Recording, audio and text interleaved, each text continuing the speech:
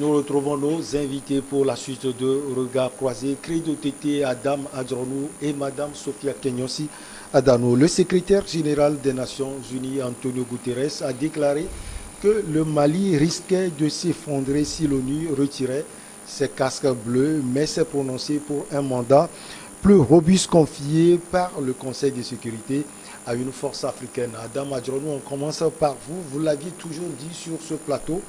Vous parlez souvent de cette force d'interposition de l'ONU. Vous l'aviez d'ailleurs traité de passive. Alors, le secrétaire général de l'ONU est sorti. Il pense qu'on peut rendre plus robuste cette force au Mali. Oui, je crois qu'aujourd'hui, l'opinion ou la sortie de Guterres nous donne raison entièrement. Parce que nous l'avons dit à la suite du président Déby, qu'il a toujours évoqué en disant que on doit changer de statut à la force onusienne présente au niveau du Mali. Et ça, c'est une évidence parce que c'est vrai, lorsque nous voyons les débuts de l'envahissement des djihadistes du Mali, c'est vrai, c'était la CEDEAO qui avait mobilisé au premier rang ses forces. En second lieu, nous avons vu que la force française était venue donc en appui. Et c'est à partir de ce moment que l'ONU s'est engagée à pouvoir donc envoyer une force d'interposition entre les deux acteurs. Mais nous avons constaté que cette force d'interposition, quelque part, était là, mais était un peu inefficace. Pour la simple et bonne raison qu'elle donnait, par exemple, quitus pratiquement aux djihadistes, parce que cette force ne combattait pas en réalité les djihadistes comme il le fallait. Donc je pense que ce que vient de dire Guterres, il n'y a rien de nouveau, en tout cas en ce qui concerne le matériel, en ce qui concerne la mobilisation, en ce qui concerne... Cette force-là était toujours des forces africaines, il n'y a rien de nouveau. Donc je pense que ici, en parlant d'abord du matériel, il a dit qu'il faudrait quand même qu'on ait des chars climatisés. Et là, c'est là où moi j'ai trouvé véritablement que c'était pertinent, parce que nous sommes dans une zone, il fait extrêmement chaud. Il fait extrêmement chaud. Et lorsqu'il faut envoyer du matériel non climatisé, vous convenez avec moi, il serait très difficile que les forces armées puissent en faire usage. En tout cas, d'une manière efficace.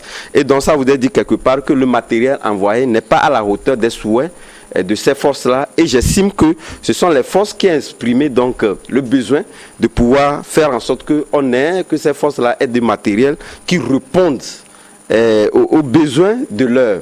Et donc je pense que si Antonio Guterres l'a dit, je ne pense pas que ce soit forcément une opinion qu'il a jetée comme ça dans l'air.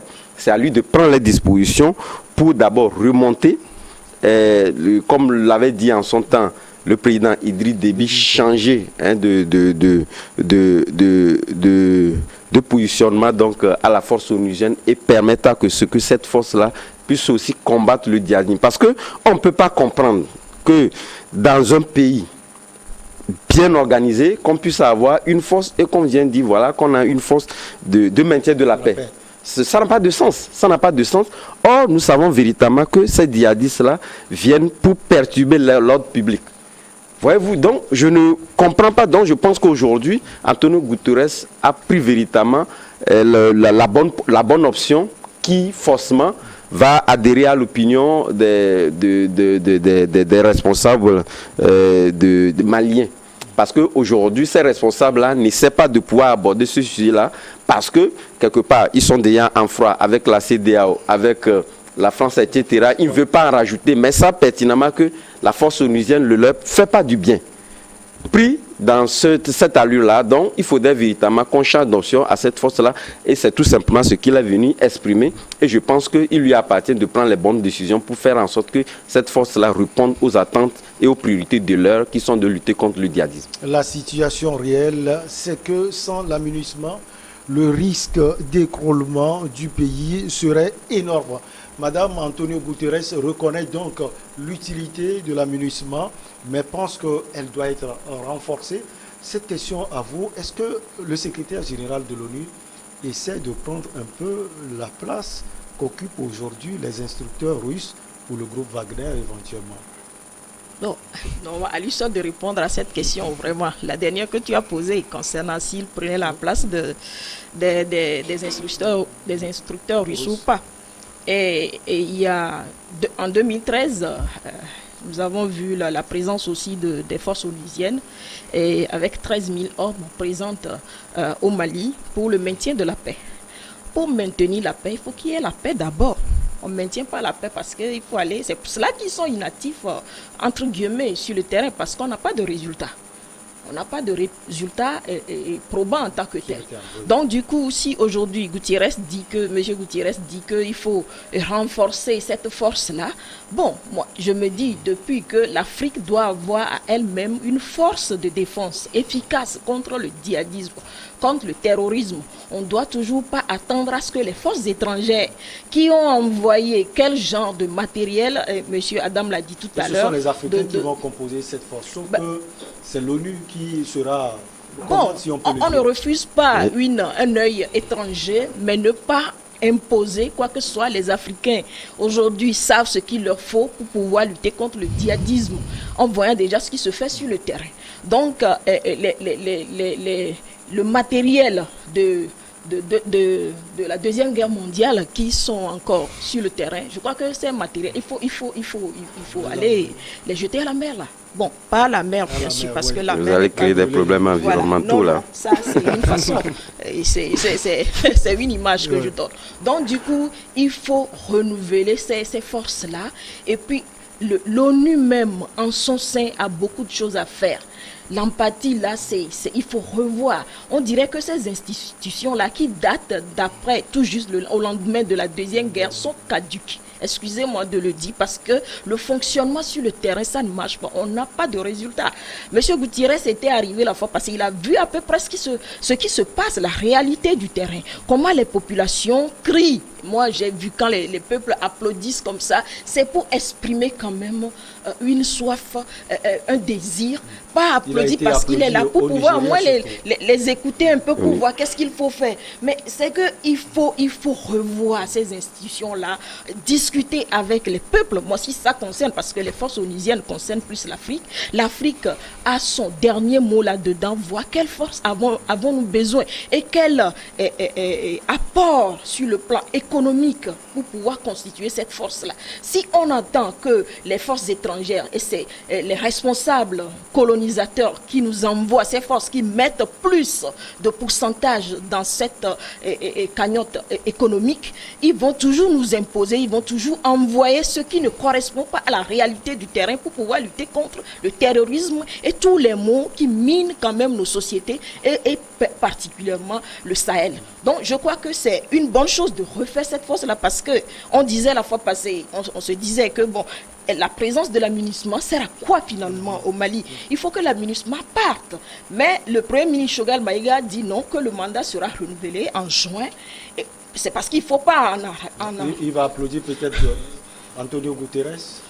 Il est obligé, il serait contraint. Pas tout de suite, mais bon, et ça demande une analyse. De voir ce qui se cache derrière parce que la tête de... Ça ne sert à rien.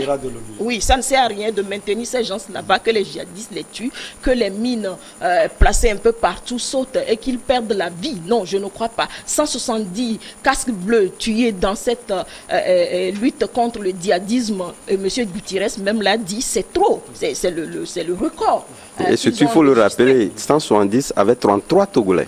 Voilà, c'est beaucoup. Donc du coup, il faut revoir cette institution ONU et ses accessoires et tout, pour qu'on puisse aller de l'avant, avoir une force vraiment propre à nous. Moi, je serais très fière d'avoir une force africaine. Quand on dit ici, elle est là, ici, elle est là. Et dirigée puis bon, par les Africains. Dirigée par les Africains. Ils réfléchissent. C'est pas qu'ils ne réfléchissent pas. C'est pas eux qui disent, oui, il faut aller ici. Nous connaissons nos propres terrains. Nous connaissons le terrain mieux que quiconque étranger qui vient pour dire, allez ici, allez là-bas. Et il faut les doter. Il faut qu'ils se dotent de beaucoup de matériel pour pouvoir subvenir à ça. Ils sont nos frères, les djihadistes aussi qui sont sur le terrain.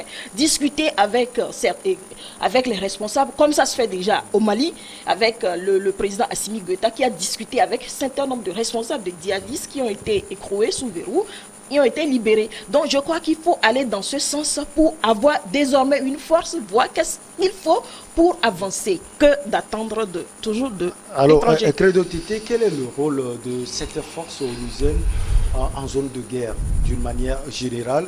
Et quand on prend le cas du Mali, concrètement, qu'est-ce que cette force fait? Non, mais moi, je voudrais introduire le sujet pour dire que M. Guterres, il est en train de faire du sujet verbe complément, pour ne pas dire qu'il est en train de faire de l'esprit. Parce que aujourd'hui, il est venu en Afrique, donc il faut qu'il dise quelque chose pour contenter les Africains. Donc, ce qu'il a dit, donc moi, je le mets dans ce canevas. Est-ce qu'il va nous dire qu'il n'a pas connaissance des réels problèmes sur le terrain? La MINUSMA était là, les informations, les renseignements remontaient. Il savait. Donc, s'il va sur le terrain développé par mon cher confrère Adam pour dire il faut des chars climatisés. Oui, donc ça, il veut essayer de jouer encore dans la diversion. Donc, ce n'est pas ça. Donc, s'il nous parlait de la logistique même de la MINUSMA, on comprendrait. Parce que je m'interroge aussi sur le caractère robuste même de cette force africaine qu'il est en train d'imaginer. Non, le caractère robuste, c'est quoi? Est-ce que c'est en effectif? Est-ce que c'est en matériel logistique? C'est en formation? Est-ce que c'est en formation? Donc, est-ce que c'est en notion de renseignement pour pouvoir contrecarrer les terroristes, les djihadistes? Donc, je crois qu'il n'a pas été assez explicite, mais comme il est en mission officielle en Afrique, donc il doit dire quelque chose pour meubler son agenda. Ça, c'est mon avis personnel. Maintenant, la MINUSMA n'est pas une force étrangère, donc c'est une force qu'on peut dire qui a été contextualisée au Mali. Donc, ils savent les réels besoins sur le terrain. Mais est-ce qu'ils ont agi ensemble? Ou bien est-ce qu'ils ont agi en amont? Ils n'ont pas agi. Donc, ils se contentent de jouer, disons, le rôle administratif jusqu'à ce que la situation ne se détériore. Donc, est-ce que, imaginons que le problème malien ou bien la situation malienne, c'est une situation d'un pays européen. Est-ce que ça serait le même comportement? Non. Je dis ça ne serait pas le même comportement. Certains me diraient que ce pays européen aurait développé aussi des moyens. Oui, certes des moyens, mais l'accompagnement. La mobilisation. Non, l'accompagnement des Nations Unies, l'accompagnement des Nations Unies serait autre. Donc il va falloir qu'on puisse dépasser cette façon de raisonner pour continuer par endormir les Africains. La force africaine qu'il est en train de préconiser, mais il faut des mandats. Comment est-ce que cette force va être composée? Donc aujourd'hui, on ne sait pas, on ne peut pas dire sur ce plateau qu'il existe une force africaine pour faire le tampon. La force n'existe pas. Donc quand est-ce que tout le temps matériel qu'il faut pour mettre en place cette force-là, au moment où, et au même moment, la MINUSMA est déjà sur le terrain, que la MINUSMA joue son rôle véritablement. Vous savez, le problème malien pour combattre les djihadistes, la première porte d'entrée qui est sûre, c'est ce qu'on pose les renseignements. Et l'ONU, la MINUSMA ne peut pas nous dire aujourd'hui qu'ils n'ont pas des outils de renseignement assez sophistiqués, assez, disons, des outils assez consistants. Peut-être qu'ils font économie de certains renseignements, ou bien peut-être que la situation qui est en train de dégénérer du côté du Mali profite à certaines puissances. Donc là, on laisse les choses se faire ainsi. On revient, on veut jouer, disons, aux pompiers Papa Noël. Donc moi, je crois que M. Guterres n'a pas agi avec une certaine franchise, mais il devait dire quelque chose au négro, donc il l'a dit, donc lui il est reparti.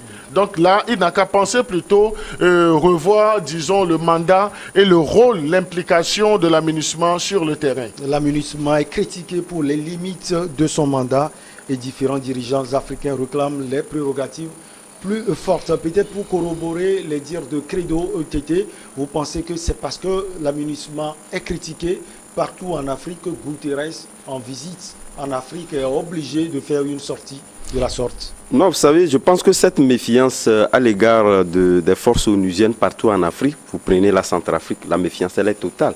Aujourd'hui, on veut voir aucune force onusienne aux alentours de la présidence parce que on se dit peut-être que c'est là où même se préparent pratiquement les instabilités de nos pays. Puis on n'en sait rien. Vous allez en RDC, même c'est pire. Hein, c'est la force la plus ancienne au monde, avec tout ce qu'on a eu à dépenser. Et moi, je pense que cette méfiance-là devrait interpeller Guterres. Et je pense que cette méfiance-là ne date pas d'hier. Et avant même de pouvoir envoyer les forces au niveau du Mali, on devrait normalement revisiter les termes d'envoi de ces forces-là, que ce soit en formation, en matériel, et être véritablement sûr que cette force-là va pour telle mission. Aujourd'hui, il est très difficile de pouvoir, dans les prérogatives qui leur est assignées, de pouvoir dire réellement quel est le rôle de la force onusienne. Lorsqu'on dit l'ONU veut véritablement la paix, et on sait bien évidemment l'adage qui dit qui veut la paix prépare la guerre. On doit préparer la guerre contre les djihadistes. Et il a dit, je ne vois pas en quoi la force onusienne ne peut pas changer de mandat pour combattre le djihadisme. Or lui-même essaie véritablement de le dire, que ces forces-là doivent être combattues. Mais on ne voit pas qu'ils mettent les moyens par devant pour véritablement combattre donc, ces djihadistes-là. Donc quelque part, les Africains ont aujourd'hui raison que c'est une force d'embouteillage, comme j'ai souvent l'habitude de le dire au niveau du Mali. Parce qu'au Mali aujourd'hui, on a telle force, ça devient véritablement de l'embouteillage et difficile de pouvoir avoir une option de lutte efficace contre le djihadisme. C'est à cela d'ailleurs même qu'aujourd'hui, s'il y a certaines voix qui se lèvent contre du fait qu'il y ait dans le départ de certaines forces, etc., on a vu l'efficacité de la force Barkhane au niveau du Mali. On ne peut pas comparer avec ce qui s'est passé au niveau avec la force onusienne. On s'est dit pratiquement que voilà, on s'est dit pratiquement que c'était pratiquement de l'abattoir. On avait envoyé donc les notes sur les 40 personnes que le Togo a perdu dans les zones, dans les théâtres de guerre. 33 proviennent du Mali. Vous voyez, c'est assez énorme. On n'en compte pas au niveau du Tchad, les autres pays également.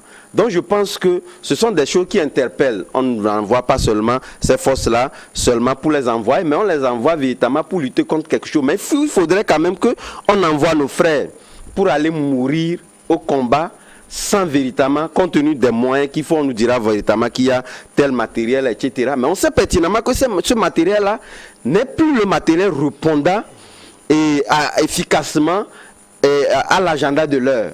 Et Antonio Guterres le sait. Donc aujourd'hui, si les voix se lèvent contre ces forces-là partout en Afrique, ils ont raison. Il lui appartient de pouvoir prendre la décision pour revoir, reformer véritablement donc cette force-là pour qu'ils répondent aux attentes de l'heure. Sans quoi, demain serait quand même l'hécatombe. Il va vouloir envoyer des forces partout ailleurs. Les gens vont refuser parce que ces forces-là n'ont pas de mandat assez clair. Alors, Madame la suite a donné à cette sortie du secrétaire général de l'ONU qui peut-être pour les Guyanais à faire ce qu'il a envie de faire, surtout à suivre ce qu'il a dit, ces déclarations faites sur le territoire africain.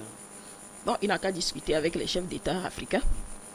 Les chefs d'État d'Afrique, il n'a qu'à discuter avec les concernés pour pouvoir organiser cette force-là. Donc, comme l'a dit déjà mes confrères, et sur le terrain, il y a tellement de besoins. En formation, en logistique, en matériel, en renseignement, en tout. Donc, du coup, c'est la France qui représentait la puissance dans le domaine du renseignement sur le Mali et qui menait toutes les actions possibles à son avantage pour le renseignement. Donc, du coup, si on veut vraiment avoir une force de maintien de l'ordre, de lutte contre les terroristes et autres, il faut quand même discuter avec les chefs d'État, qu'ils mettent ensemble les forces, les connaissances, les experts, pour quand même définir. Bien sûr qu'il faut quand même avoir des concertations avec ceux qui sont déjà dans le domaine, qui ont des résultats vraiment appréciable dans ce domaine de lutte contre le terrorisme, et demander l'avis des partenaires, mais pas pour qu'ils viennent s'ingérer automatiquement et prendre la place de cette... voilà. Donc, du coup, si on sort de ce cadre onusien, donc le pays concerné, moi je le dis toujours, a le droit de signer n'importe quel partenariat pour pouvoir lutter contre le mal dans son pays, surtout dans le domaine sécuritaire, sur le plan sécuritaire et sur le plan oui, surtout ça, avant d'entamer quand même, répondre aux assises, aux initiatives quand même prévues par le peuple ou bien par les dirigeants pour amener ce peuple-là quand même au bon port. Donc du coup, je crois qu'il ne faut plus rester là et dicter pour dire que oui, ils ont besoin de ceci, ils ont besoin de... Non, il faut aller sur le terrain, observer la situation qui est déjà là. Monsieur Antonio ne va pas nous dire aujourd'hui qu'il n'est pas au parfum quand même de ce qui se passe sur le terrain. terrain. Entre-temps, par rapport à cette supposition de massacre de Moura, il a réagi. Donc, du coup, il doit savoir ce qui se passe. Donc, ce n'est pas aujourd'hui qu'il faut attendre le médecin après la mort. Non, il faut quand même agir au moment opportun. Ça fait 9 ans, depuis 2013, que ces forces sont là. Quel est le bilan? Le bilan qu'on fait de la présence de ces forces-là, au début, voilà, mais jusqu'à aujourd'hui, mais s'ils sont là et que bon, ils n'ont pas l'essentiel et les gens profitent pour les massacrer, pour les tuer, mais c'est des pertes, pour les pays qui les ont envoyés là. Et on ne veut pas arriver à ça. Et pour permettre aussi au Mali qui avance maintenant avec ses propres troupes de faire la situation, je crois qu'il faut discuter avec les intéressés eux-mêmes. Avec quel chef d'État discuter? Credo Tété, le chef d'État de l'Afrique de l'Ouest? On sait que le Mali est embrouillé actuellement avec la CEDEAO, nonobstant les efforts de médiation du président togolais Faure Gnassingbé, avec qui aussi discuter surtout au niveau de l'ONU, quand on sait que les Russes sont déjà au Mali. Ça risque d'être du méli-mélo total aux Nations Unies. Oui, c'est là où je parlais d'une fuite en avant de M. Guterres, parce qu'il faut savoir lire entre les lignes. C'est vrai, est-ce que la présence des Russes au Mali ne gênerait pas les Nations Unies, ou bien du moins certains pays membres des Nations Unies? Donc là, je mets un point d'interrogation. Mais je crois que lorsqu'on invoque, disons, la mise en place d'une force africaine, donc il faut en premier lieu envisager le sujet avec l'Union africaine, mais le Mali étant membre de l'espace CEDEAO, donc on ne saurait laisser de côté la CEDEAO. Même si aujourd'hui, disons, la conférence des chefs d'État de la CEDEAO n'est pas en communion sur tous les plans avec le Mali et ses dirigeants actuels. Donc je crois qu'à un certain moment, il faut lâcher du lest, il faut colmater les brèches, il faut aller à l'essentiel. L'essentiel, c'est quoi? Si on nous dit même déjà au niveau de la CEDEAO qu'on doit plutôt avoir la CEDEAO des peuples, donc c'est qu'on doit véritablement privilégier les intérêts de ces peuples. Donc là, aussi bien la CEDEAO que les dirigeants maliens, il va falloir mettre de l'eau dans le vin. Il va falloir mettre de l'eau dans le vin. Donc, dans une certaine mesure, on peut comprendre. On peut essayer de comprendre, disons, les dispositions, les mesures prises par la CEDEAO contre le Mali, parce qu'il y a un protocole additionnel. Donc là, les dirigeants actuels de la CEDEAO font cas de ce protocole additionnel sur la démocratie et la bonne gouvernance avec, disons, des canevas assez précis. Mais il faut essayer également de contextualiser le problème malien. Le problème malien, est-ce que le problème malien va au-delà de ce protocole additionnel? Est-ce qu'il ne faudrait pas prendre langue, connaître les besoins réels du Mali actuel pour essayer de voir comment est-ce qu'on peut couper la poire en deux, bien comment est-ce qu'on peut évoluer pour aider ce pays? Moi, je crois que la réflexion doit être à ce niveau. Les positions ne devraient plus, je dis, ne devraient plus être tranchées, braquées, parce qu'aujourd'hui, si la CEDEAO se braque, les instances de la CEDEAO se braquent, soit il y aura des difficultés qui seront imposées au peuple malien, mais cela définira dans un proche avenir la crédibilité même de la CEDEAO. C'est vrai, lorsque votre enfant agit mal à la maison, donc il faudrait le rappeler à l'ordre, il faudrait lui donner une certaine punition, mais tu ne vas pas aller jusqu'à provoquer le suicide de ton enfant pour dire que je suis en train de le corriger. Donc à un certain moment, il faut être ferme. Être ferme ne voudrait pas dire nécessairement employer la manière forte.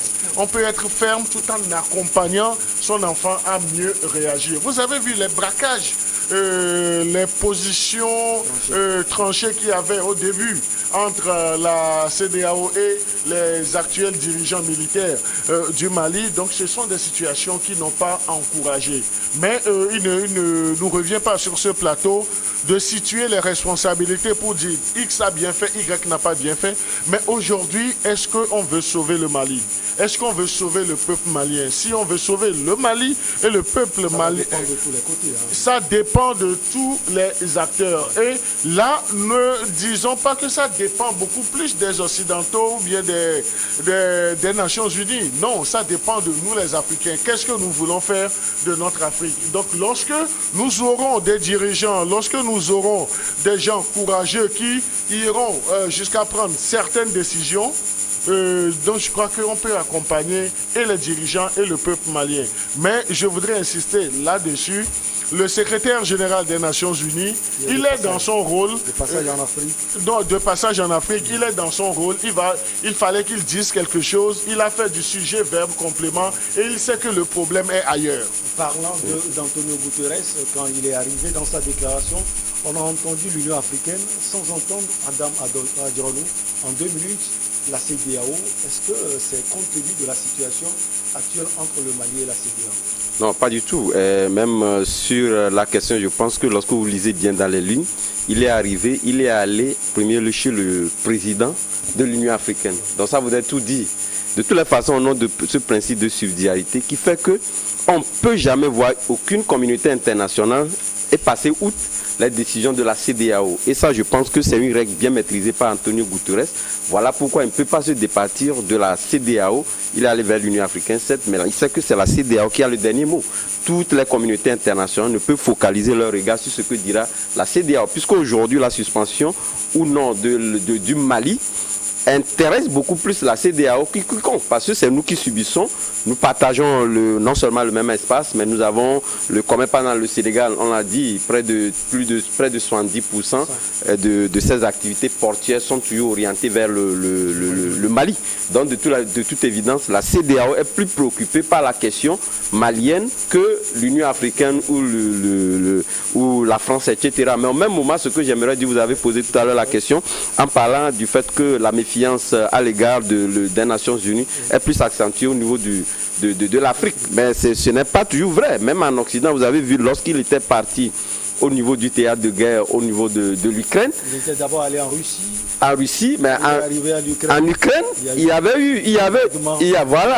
voilà, c'était donc une alerte qui lui a été lancée, qu'il est malvenu, compte tenu du fait que on ne le voyait pas de bon oeil comme étant cet acteur-là venant pour la paix. Plutôt, il venait donc perturber.